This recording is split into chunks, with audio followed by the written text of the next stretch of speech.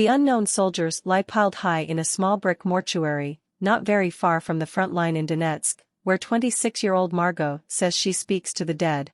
It may sound weird, but I'm the one who wants to apologize for their deaths. I want to thank them somehow. It's as if they can hear, but they can't respond. At her cluttered desk outside the mortuary's heavy door, she sits, pen in hand. It is her job to record the particulars of the fallen. Ukraine gives no official toll of its war dead. The Ukrainian armed forces have reiterated that their war casualty numbers are a state secret, but Margot knows the losses are huge. The figures remain classified. But U.S. officials, quoted by the New York Times, recently put the number at 70,000 dead and as many as 120,000 injured. It is a staggering figure, from an armed forces estimated at only 500,000 strong. The UN has recorded 9,177 civilian deaths to date. On Margot's inside right arm is a small tattoo of a mother and child, with the birthdate of her son recorded. Her manicured nails are painted in Ukrainian colors. She wears a black t-shirt with the words "I'm Ukrainian" on the front. The hardest is when you see a dead young guy who hasn't even reached 22 years old. And realizing they didn't die their own death, she says. They were killed. They were killed for their own land. That's the most painful. You cannot get used to this. It's now getting to the point where it's just about helping the boys reach home.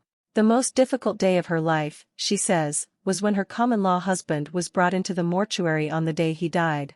23-year-old Andrei was killed in battle on December 29, 2022. He died while defending his motherland, she says.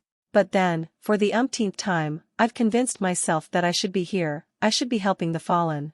Image source, Darren Conway/BBC. Image caption. Margot's hardest moment was the day she had to identify her own partner. The job has made her hard, like steel, she says. And no matter how painful it is to see the bodies being brought into the mortuary, she says she never cries in public. I keep all of this inside me, until the evening when I come home. No one sees my tears. As recently as April, leaked estimates from the Pentagon put Ukrainian deaths at the much lower figure of 17,500. The alleged jump to more than 70,000 can be partly explained by the counter-offensive in the south. In its early days it was especially hard on Ukrainian infantry, worse than Bakhmut, one brigade commander who was fighting there told me. The city in Donetsk fell to Russia in May in one of the bloodiest battles of the war so far. Ukraine has now changed tactics there, but the beginning of the push to breach Russia's occupation defenses in June was costly, for young newly trained soldiers in particular. They were dying by the dozens every day, one senior sergeant fighting around the Donetsk village of Velika Novosilka told me in June. At the mortuary, one of a number along the front line, they work to put names to the unknown soldiers, who come direct from the battlefield. Body bags are brought outside, one at a time, and the search for clues begins. Inside the first body bag is the corpse of a young man, his eyes still open, his hands folded carefully across his lap. His face is cut, and there is a gash on the side of his leg. Another body is brought out, the fingers missing on the right hand, blood and battlefield mud stain his uniform. Their pockets are cut open by mortuary staff, still full of the artifacts of everyday life, keys, a mobile phone, a wallet with family snaps. In death, these items are now clues that might reunite the unidentified with their families. Written in black marker pen on another body bag, the word unidentified is scored out and replaced with a man's name and army company details. More body bags emerge, but reporting restrictions don't allow me to say how many.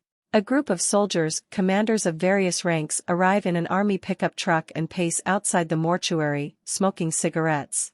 They inspect one body, to see if the soldier is from their platoon, company, or battalion. It looks like he was killed in an artillery strike, part of his head is missing and the wounds to his body are severe, even worse when he is turned over. This is difficult. Unpleasant.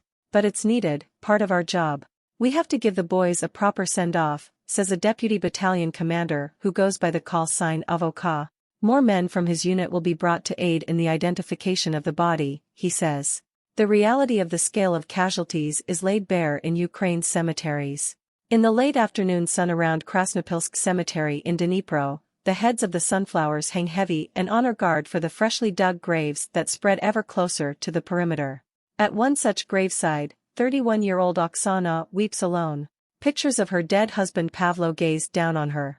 The bearded and brawny junior sergeant was a powerlifting champion and personal trainer. He was killed during Ukraine's previous counter-offensive, near the city of Izium in November when a missile from a Russian helicopter struck his convoy.